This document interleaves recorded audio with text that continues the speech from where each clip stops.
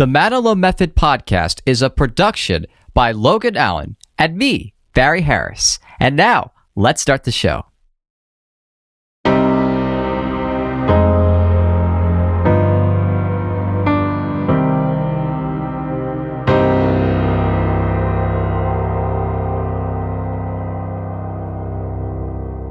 Hey everybody, welcome back to the Manilow Method for our season finale. This is the last album discussion of season 1 of the Manilow Method. I'm Logan Allen, that is my co-host Barry Harris, and I honestly can't believe we are here. What started as a small idea that we just started kind of talking about has turned into this, and here we are at the end of our first season, and we have a fantastic discussion for you today. We are discussing Barry live in Britain.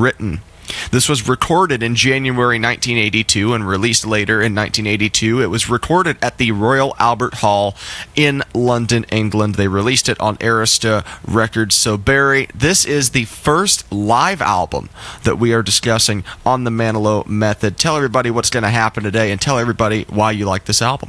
Well, this is a particularly special album because this captures the love that the public in the United Kingdom had for Barry Manilow. You know, in the early 80s, the audiences in the United Kingdom and the United States diverged, and by 1980 the catalog started to diverge, and he started to have hit songs in the United Kingdom that were distinctly different from those in North America. So this album uniquely captures that spirit.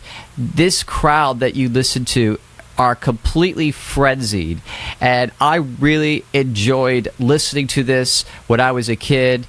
There's a few moments that we'll talk about in specifics a little bit later on in the program that I absolutely love that happened on this album, and it's really, for me, as part of doing this program and researching, this was the perfect reason to go back and revisit this all over again for me. It was very special listening to it again, and I think I've grown to love it even more than I ever have as a result of the most recent listenings I've done with this particular album.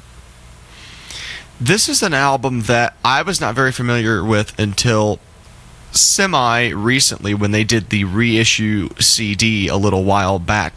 And I saw they released it, and I was like, hey, this could be cool to have, so I pre-ordered the CD copy of it, and I loved it. So typically, like when I go to bed at night, I have a CD player that plays whatever CDs I put in.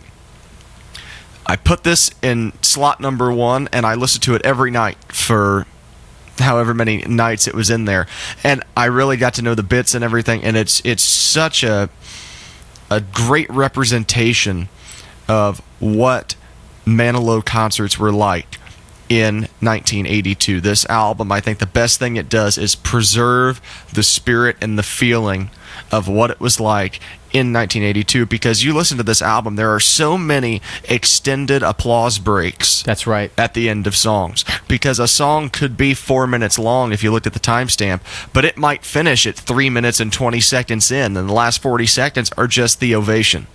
So it is a very unique representation and a very accurate representation of, like you said, just how frenzied the audiences were at this time. So let's talk about how this album was rolled out, because I do have some physical versions, and I know you do as well. So take us away, Barry. Yes, so this was released on vinyl and cassette. So, Logan, you have the vinyl right there. There it is. That's a great cover, by the way. It captures everything. It captures the energy that's on stage, but also has that duality of then also showing you the crowd, and I see like that.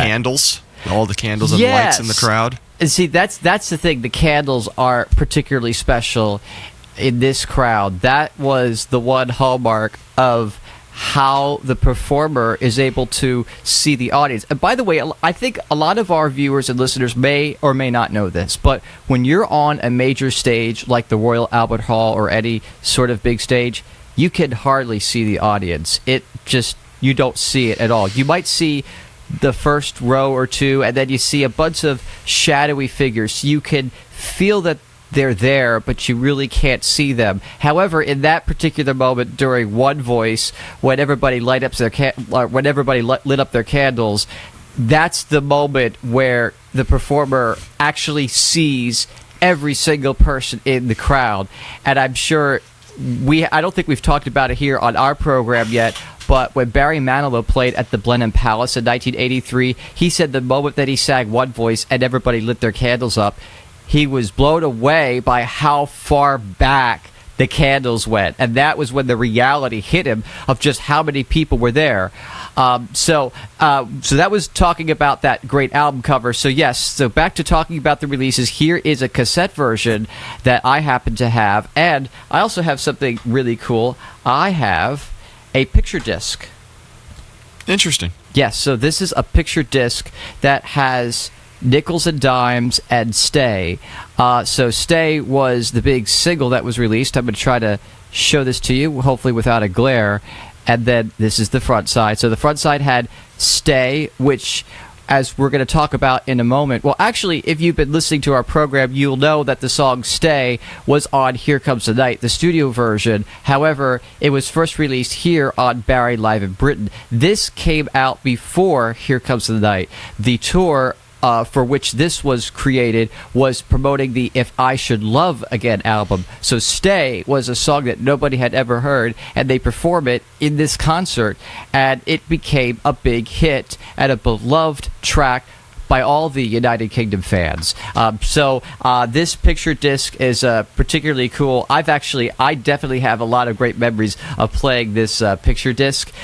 So that was the release. It was pretty conventional, but the one thing that was unconventional about this release is that it was released in the United Kingdom only. So if you in America wanted to buy it, you had to buy it as an import. So this was actually never released in North America, and the only time that this became widely available was last year in 2024 when this was remastered and released to all of the digital streaming services. So up until last year, there was a bit of an obscurity to this particular album, and so that's why it's great that we have it now. We can celebrate it, and that's why I thought it made perfect sense for us to talk about it and make this our big season finale episode, because like we said, this audience was a very special audience.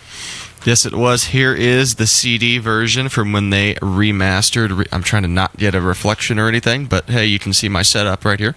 But anyway, there it is. There is the CD. It's the same cover and the same back cover as the vinyl version. So there is that. Like you said, that was released last year, and you can find this on Spotify and all of the streaming platforms now. So it is a little more common. Barry, please continue. Yes, and I should mention there was an initial CD issue. I believe it was 1991, yes, where it came out. And like we've said, those UK reissues, they just had a plain black back with white text, nothing particularly exciting, but like I said, it was better than nothing at all. At least we had some digital representation of it, and there was a way for me to put it on my iPod so I could listen to it and enjoy it. And so, yeah, a lot of great memories with this album, me listening to it. And I think with this particular record, it really shares that how much this audience loved Barry Manilow. So I think this is perfect to now start really digging into it.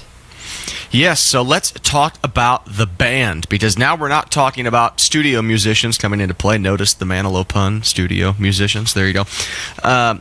We have a great live group on this album. These are just some huge names in the Manilow discography. We're going to go through these right now. You've got Barry Manilow himself on vocals and piano. You have his hero Victor Vanacore on keyboards and as acting music director. You have Robert Morello on the keyboards as well, John Pondell on the guitar, Bud Harner on the drums, Carl C. Love on the bass, Bob Forte on percussion, Bill Page on the woodwinds, and then we have a great backup vocal cast. Kevin DeSimone on background vocals, James Jolis on background vocals, and then Muffy Hendrix and Becky Lopez Porter on background vocals. Now, that's not the full band, because there are some people that went into the studio and did some overdubs on the album. We have Alan Estes, of course, did percussion overdubs. Emil Richards did percussion overdubs as well. Eric Borenstein did vocal overdubs, and Mitch Holder did guitar overdubs. That is an all-star cast for this time in the Manilow universe. So I think without further ado, we should get into talking about some of these tracks. Sounds great. And I just want to make mention of the fact that a lot of these songs are featured on studio albums. So if we've already talked about them on a previous episode here in Season 1, you can go back, watch that for our full discussion on that song. And then songs that will be on albums we talk about in the future, we will talk about those on those album discussions. So we're only going to talk about specific songs that are unique to this, or unique things about these songs on this particular live album. So here we are with track 1, It's a Miracle / London, a mashup of the two songs. It's a Miracle being from the Barry Manilow 2 album that we will cover some point in the future, and London, which is coming from the 1980 album Barry, which we've already discussed. You can go back and watch that. So this starts here with a very Manilow intro, a little snippet of one voice, and it leads into this big Manilow-sounding swell, as only Manilow himself could do. Now, this track is normal until you get midway through It's a Miracle, and it switches to London, which that wouldn't be very weird, except Barry, tell our viewers what makes this version of London so unique. Yes, so this actually has some special personalized lyrics for the crowd and for the audience, and I think that it's already really exciting to do the song London, which was already a love song to the people of London, like we talked about, except now it's really coming at the people that are in the seats and really expressing his adoration, his love for them. And I also love there's this little extra breakdown that they put into the chorus that I absolutely love. After singing the first couple lines of the chorus, they add this nice little improvised ba-ba-da, ba-ba-ba, ba-da-da-da, bum, bum. I love that part. So this is well worth it for our viewers and listeners to go check it out, just to take this in. I mean, it's one of those things how Manilow knows how to add these little flourishes to the songs. They may be small, they may be subtle, but they're so compelling, and they make people like me and Logan just always want to keep coming back to the shows because you don't know what he's going to do next. And so this is a great example of that. I wanted to mention that little ad-lib, and along with other things that are happening in both London and It's a Miracle, right off the bat, the background vocals are on point.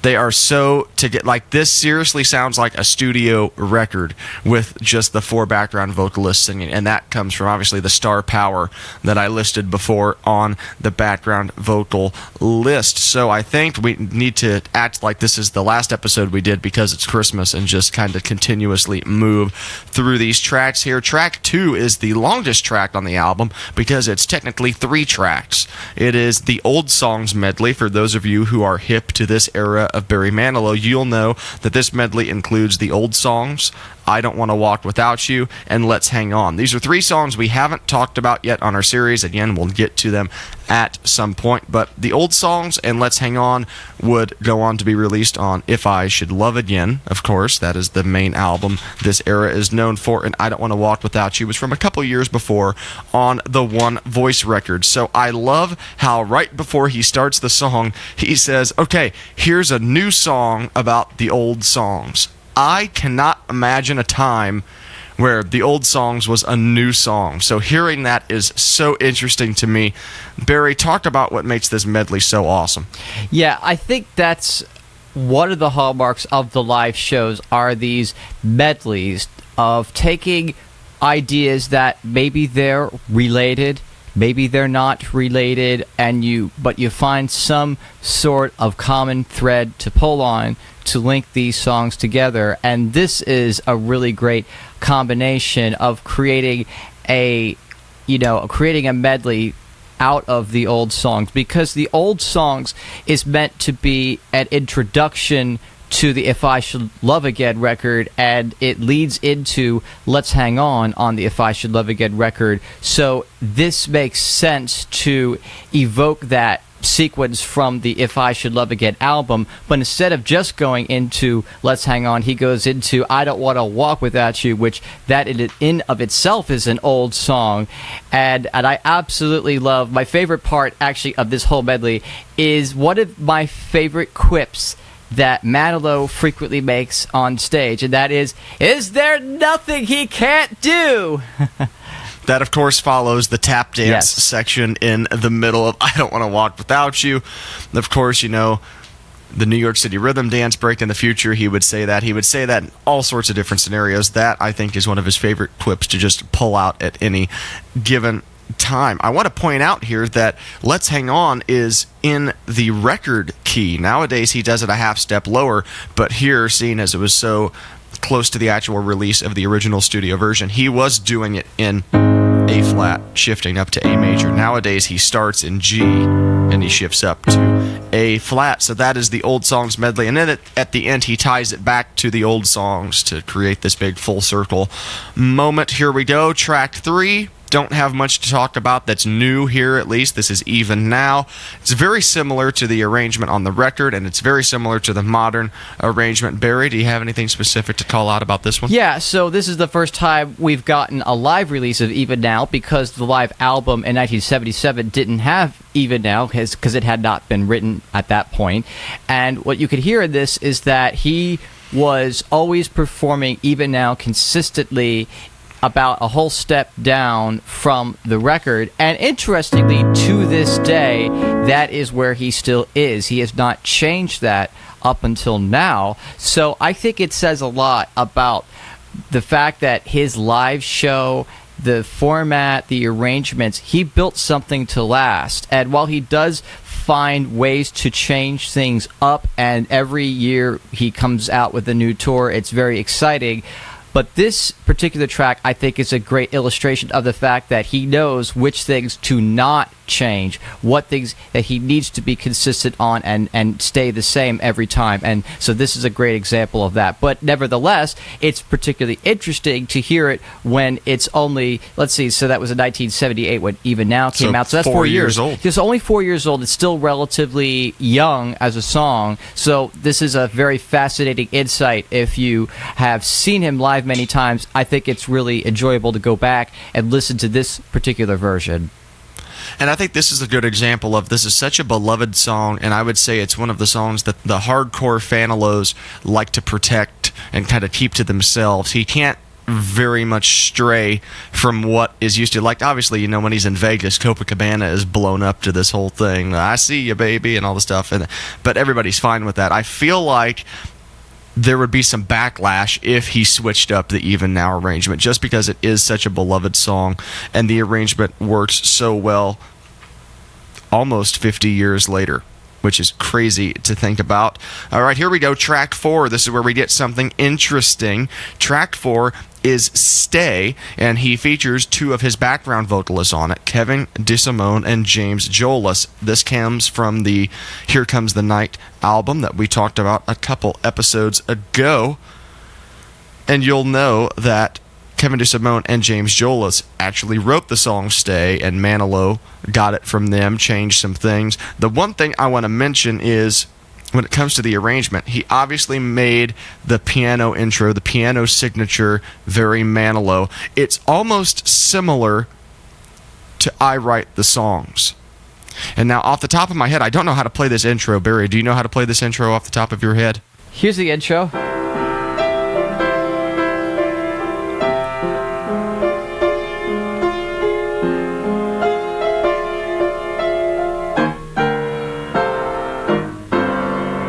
I forget how to play in this particular key, because I'm usually playing it in the key of A flat, but I'm trying to do the studio version in my brain, but that's basically it. So did you hear right there at the end, dun dun dun dun dun dun dun dun dun? That is so I Write the Songs. Yeah, you know, you're right. Dun dun dun. And hearing that in the live setting, I was like, that is, it seems like it could be a cousin to me. I didn't even pick up on that when we did the Here Comes the Night album discussion, but I wanted to bring that up now. And speaking of Here Comes the Night, We talked about this on the Here Comes the Night episode. This is very likely to be the first song from Here Comes the Night that was performed live. Barry, what are your thoughts on this live version? Yeah, so just to reiterate what we've talked about, you'll know this if you are listening to our Here Comes the Night discussion, you will know that this song, in this particular setting at the Royal Albert Hall, nobody in the audience had ever heard of this song before. And that fact makes this recording even more remarkable because these people are cheering for this like it's their favorite song that they're excited to hear, except this came out of the blue. And I think that was the reason why they were compelled to put this on Here Comes the Night, because this got such a frenzied reaction for something they had never heard before. And the studio version really did it justice, but this particular recording is very beloved. And in fact, this was actually included on a compilation called the Platinum Collection. It was released in foreign markets, in the United Kingdom market. So clearly this particular version, I think for some people might be the most definitive rendition because it was the first way that they heard it. So as I said, when you do get a chance to listen to this, and now that we kind of gave you this information that this audience had never heard it before, it really makes it quite stunning. I totally agree. All right, here we go. Track 5. This is a mashup of Beautiful Music and I Made It Through the Rain, the Beautiful Music medley. This was a very common, and it's now turned into a very classic closer to the first act in Manilow shows around this era. He did this for quite a long time in the early 80s. I wanted to mention that the arrangement of Beautiful Music is very different from the record. With the band, typically on the record, it's just this upbeat sort of feel, but the band's in this halftime groove. And that just puts the song in a completely different light. Barry, talk about the arrangement on this one. Yeah, there's some reharmonization of the song, and like you said, they changed the feeling of the song so it doesn't sound exactly like it did on the Trying to Get the Feeling album. And again, it's another example of how Manilow can take a song and make it fresh for himself. And I really like the fact that he was able to take the theme of Beautiful Music and I Made It Through the Rain and feel that they went together in a great way. And I think they do, because obviously Beautiful Music is such a special lyric that really connects to, it really is about the love one has for music.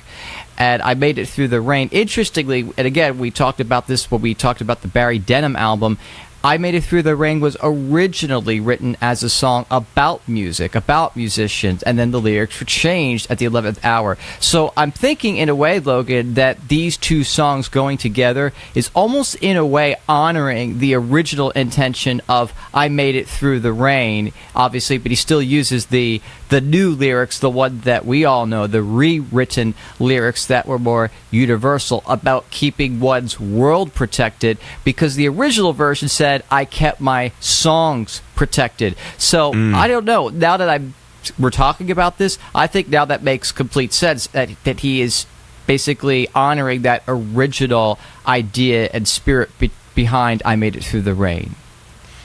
And honestly, I think it's a little easier for the song Beautiful Music to be taken and applied in a broader sense, just seeing music as an analogy between whatever somebody wants to attach to it, where if I Made It Through the Rain was about protecting your songs and music, that would be a little harder for people to attach their own beliefs to. So I think it's a great way of attaching a song that was rewritten to be more universal with a more specific song that can be taken universally and putting them both together. So here we go. Track 6, we have hit a UK classic, Bermuda Triangle. And I would say the biggest thing about track 6 on this album are some of the quips that he makes. Here's a couple of my favorites.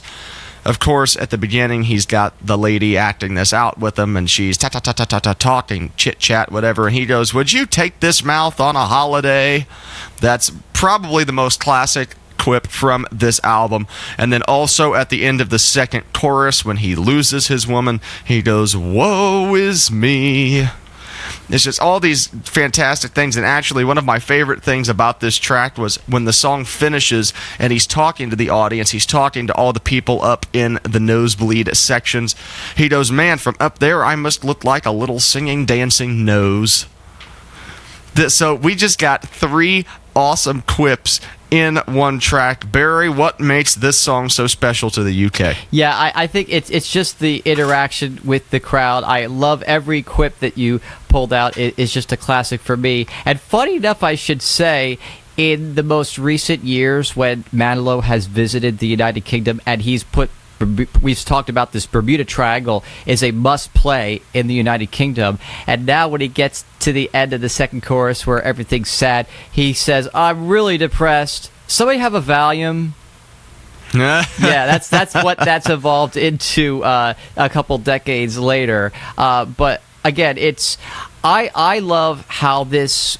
It seems like this song went over very well. It's just very entertaining, and I know it's rare for us in the United States to hear a performance of this song, so that's why I particularly treasured this recording. I could just close my eyes and pretend I'm there. Absolutely. Here we go. Moving on, track 7, we have a mashup of Break Down the Door and Who's Been Sleeping in My Bed. These are 2 deep cuts. And I would say Who's Been Sleeping in My Bed is a little more common than Break Down the Door is, at least nowadays. When he goes over to the UK, he'll put Who's Been Sleeping in My Bed in the set. Break Down the Door, I don't think left this era. No. I think he played it here in the early 80s when If I Should Love Again was the big to-do. But after that, I think Who's Been Sleeping in My Bed endured a little better than Break Down the Door did. But I love the transition between the 2.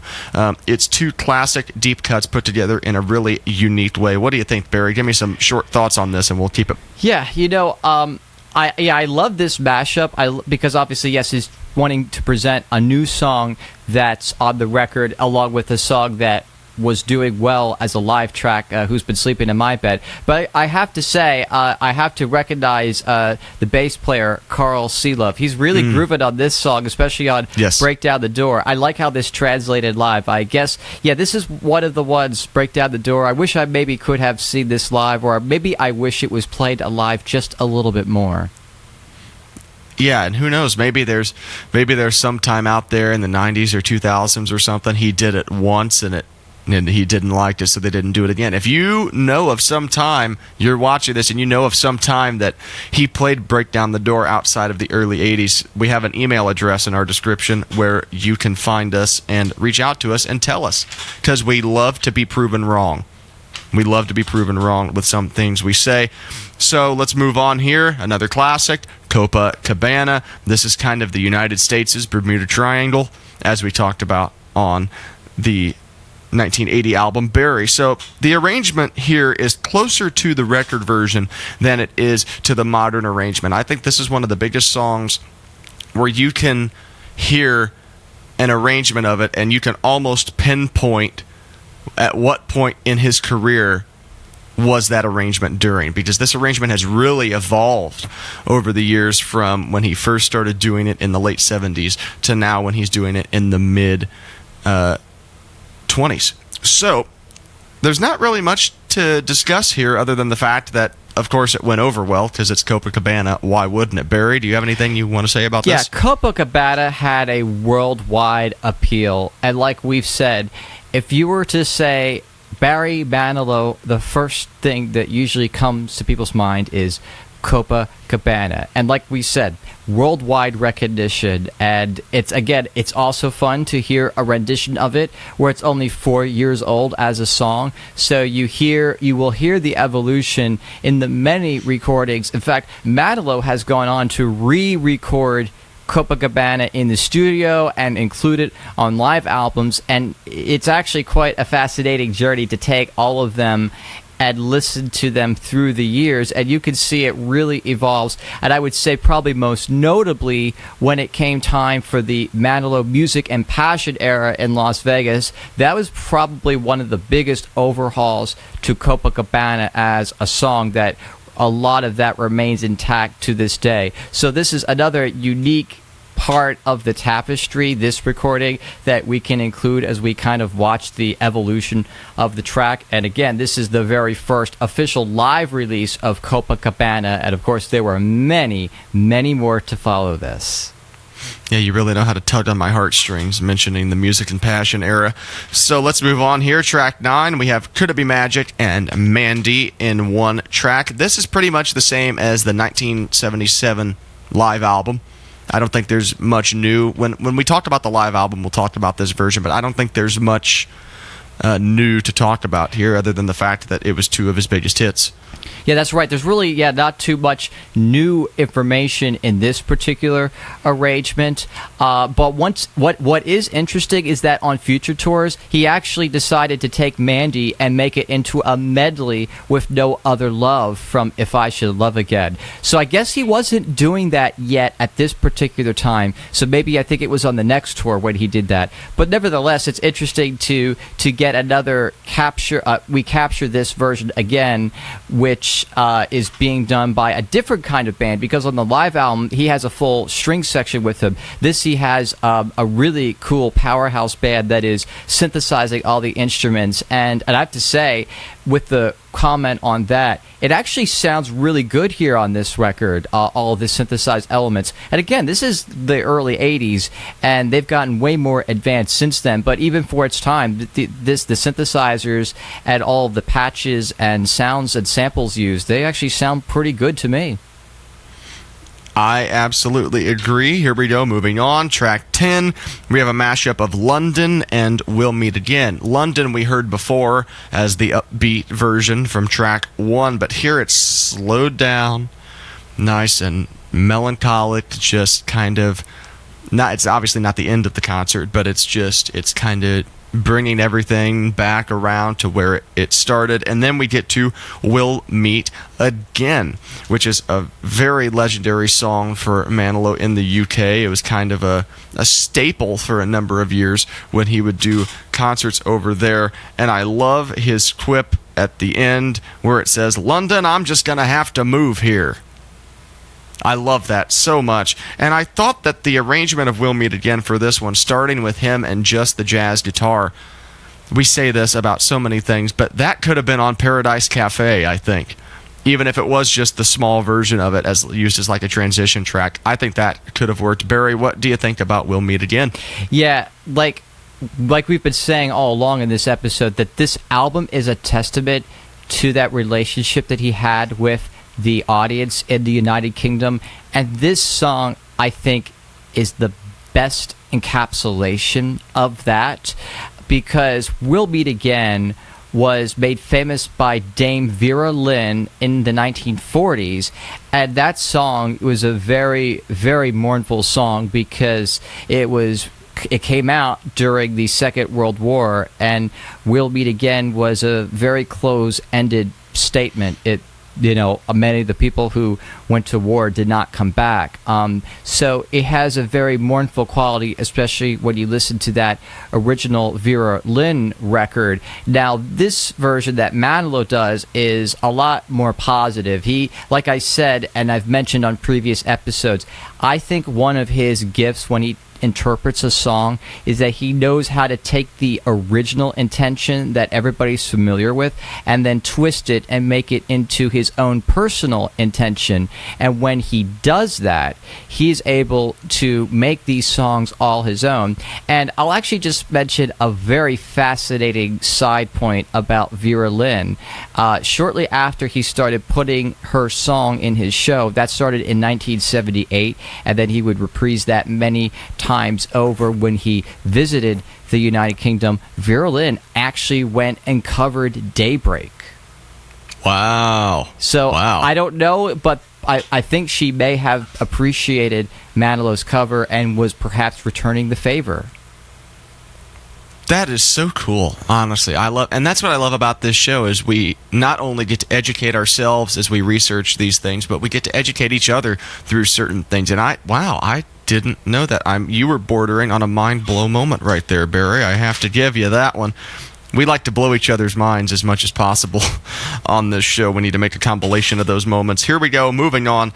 Track 11, One voice. This is such a beautiful and dramatic version of it. The tempo is perfect. The sound is perfect. And as we've shown, Barry, fill some time for me here. I'm going to pick up the album cover so we can see this again, so we can have it in context with this song. Talk a little about this song, Barry. Yes, so I think that this particular rendition of One Voice may very well be the definitive rendition. Yes. Now, the studio version was absolutely amazing, but One Voice, the live version, has something that the record doesn't, and it has that participation of the choir and the crowd.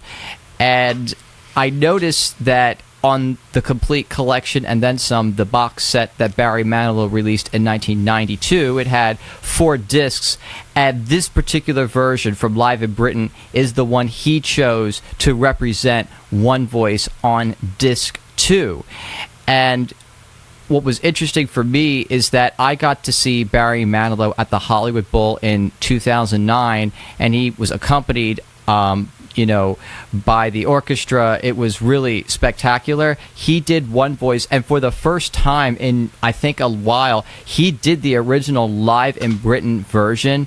And it's basically very similar to Live in London, which was a live album that came out in 2011. That's basically the Live in Britain version that he does on that record. I did get to hear him do that exact rendition in 2009.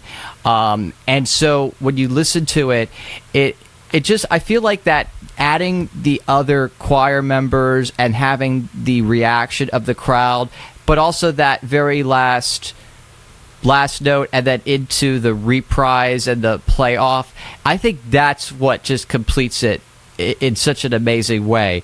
And it's, it kind of has that a little bit of a feeling of sadness at the end, because this is really the true end of the concert. This was a big moment, because I know that Manilow has said that One Voice, he intended it to be a statement. He wrote that song to be a grand artistic statement. So it feels, it has a lot of poignancy, being that big finale, that this is what he wanted to leave the audience with, that one person can get something started.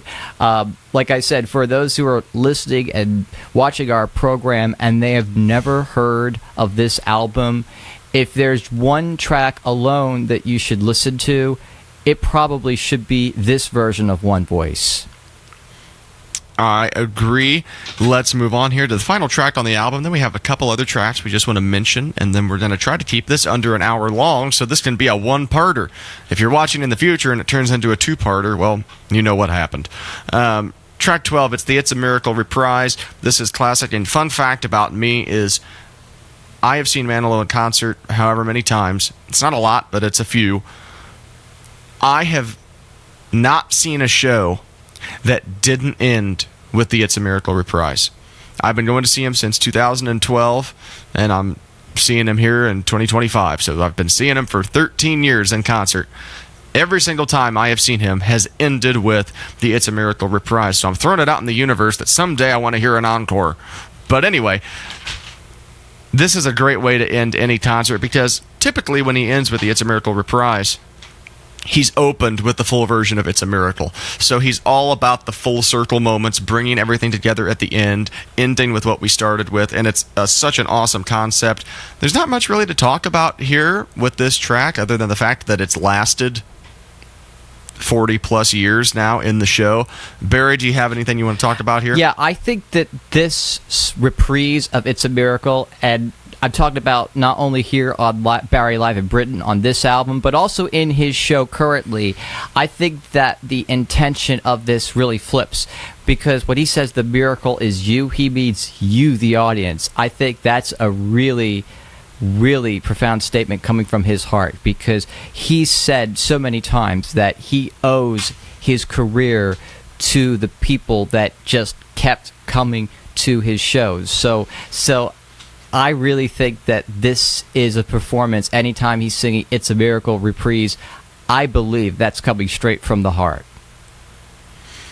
I believe so too. Now let's talk about a couple Lucky Strike extra tracks here, some B-sides two tracks. One of them is on a studio album, one of them is not. We have If I Should Love Again, the title track of the album that he was promoting at the time, and we also have an interesting track called Nickels and Dimes. Now, aside from the fact that this performance of If I Should Love Again is absolutely breathtaking, I think we need to save discussions for that song for the album itself. So we'll mention that it happened and it was a B-side, but I think we need to leave it there for future discussions. Let's talk about Nickels and Dimes, Barry. Yes. So in our program, we've made a point to include everything that was ever a part of the sessions of the albums we're covering, and in those discussions we've really had a frank conversation of, would this have worked on the record? Should this have been on the record?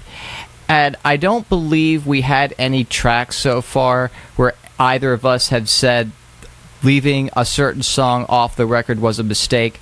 I do want to say leaving this song off of the record, I think, was a mistake, because this is my favorite song to come off the album, Nickels and Dimes. Wow. And I'll tell you why. Because first, the song is amazing. It was written by Gerard Kenny, who was the same writer who wrote I Made It Through the Rain. And what's particularly interesting is, unlike I Made It Through the Rain, Barry Manilow did not make any song changes to Nickels and Dimes, but he regularly performed it on the tour, and it ended up as a B-side. It did not make the album.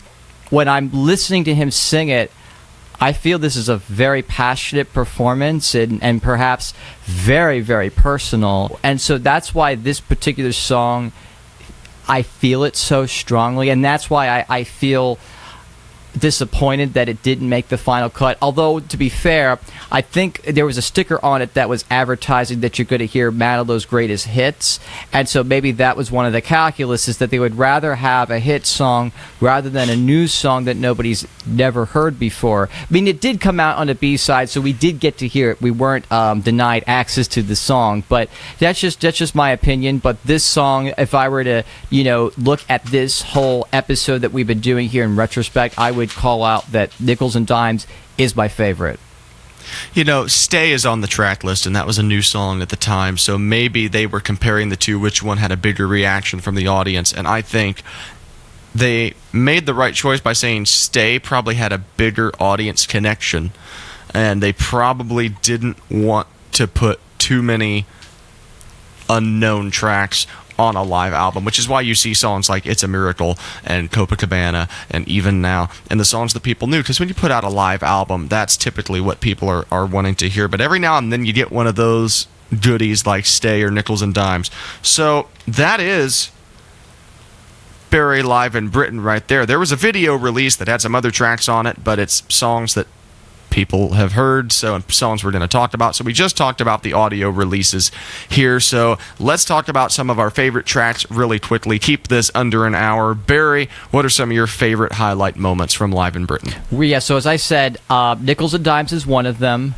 One Voice, this is definitely the definitive rendition, and I'll have to say Stay, because it was a different color to add Kevin DeSimone and James Julis as features singing verses, and I like that. And of course, Manilow knows how to throw some really great feature moments to his band members and supporting vocalists, and I really love that he does that. So those are my three picks for this album. So my three are going to be We'll Meet Again, just because it's absolutely gorgeous, and this is one of my favorite arrangements I've ever heard him do of it. I'm going to go with London, the one that opened the show.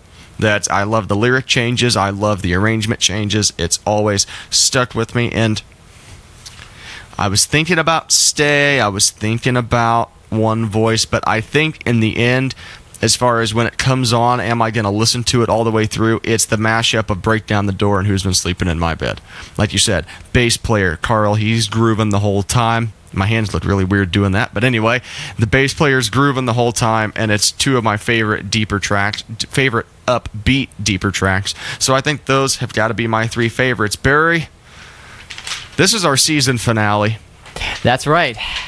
What are we doing? All right, so if this is the first episode you've checked out, we'll explain this. We pick, for every episode, we're going to pick an MVP.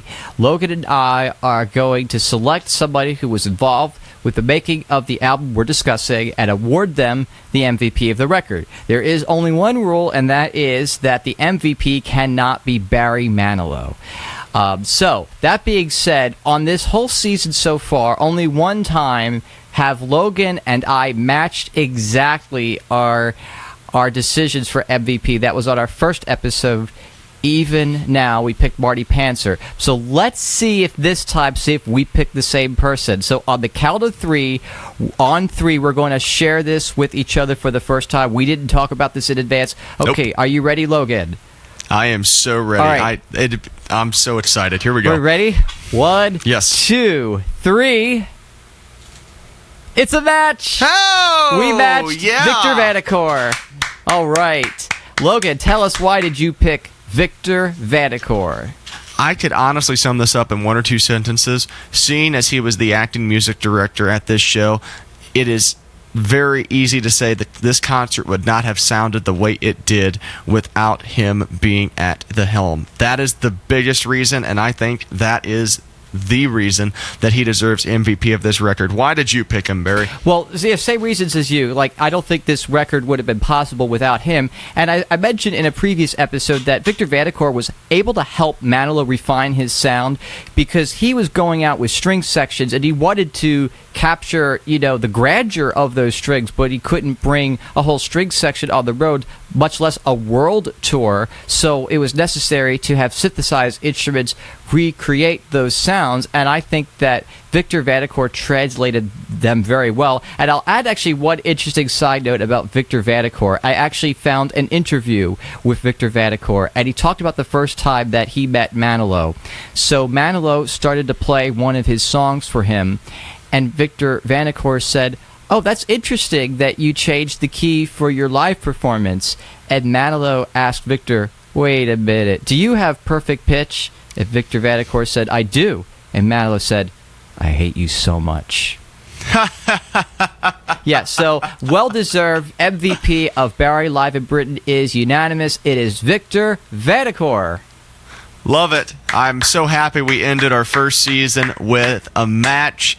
This is so exciting. I can't believe we're here at the end. Obviously, we're going to have cover songs coming from the Live in Britain era over the next couple of weeks, but this is, in theory, the season finale of the Manilow Method Season 1.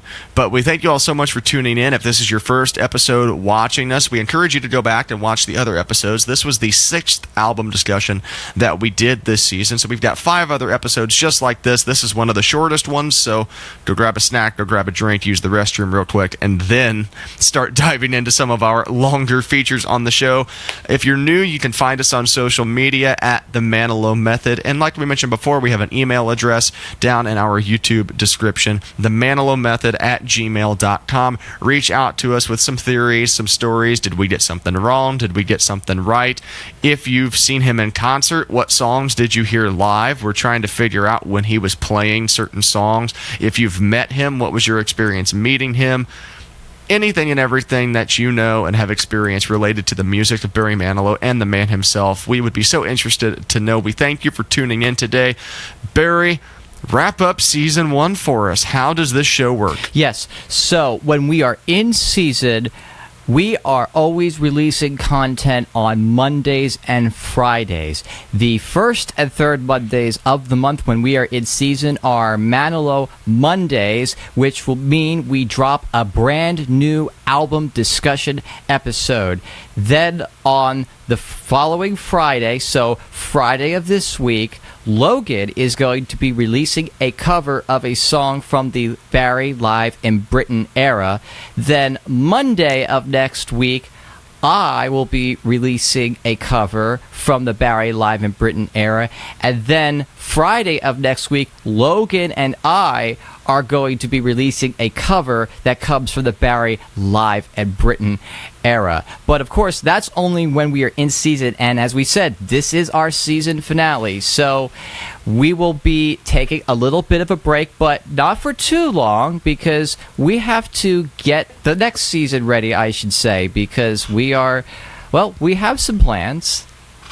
We absolutely have some plans, so we hope you all are having a fantastic holiday season, and we hope you have a happy new year as well. We will see you at some point in 2026. That sounds weird to say, but we hope you enjoyed our discussion here today about the Live in Britain album from 1982, and we can't wait for our next season and all of the seasons that follow that, so we can continue to dive in and research all of the different corners of the Manilow discography. Thank you so much for tuning in, and we will see you in Season 2 of the Manilow Method. We'll meet again, don't know where, don't know when, but I know we'll meet again some sunny day. Thank you all so much for joining us.